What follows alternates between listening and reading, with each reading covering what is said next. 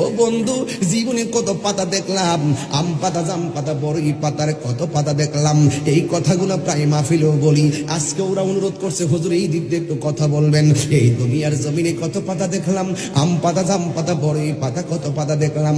কোন পাতা দিয়া মানুষের গরম জল করা হয় না। এই বড়ই পাতার গরম জল দিয়া কেন গোসল দেওয়া হয়? এই কথা কেন মৌলবীরা ওয়াজে বলে না? আরে যুবক ভাইয়েরা, জীবনে কত কাপড় দেখলাম, লাল কাপড়, নীল কাপড়, হলুদ কাপড় দেখলাম। কোন কাপড় দিয়া মানুষের লাশটারে বাইন্ডিং দেওয়ায় না। সাদা কাফন দিয়া কেন মানুষটারে লাশটারে বাইন্ডিং দেওয়ায়? এই কথাটা কেন মৌলবীরা ওয়াজে কয় না? ও বন্ধুরি, ও যুবক, তোমার নাকের মধ্যে কেন তুলা দেই কথা কেন কয় না? কানের মধ্যে কেন তুলা দেই কথা কেন কয় না?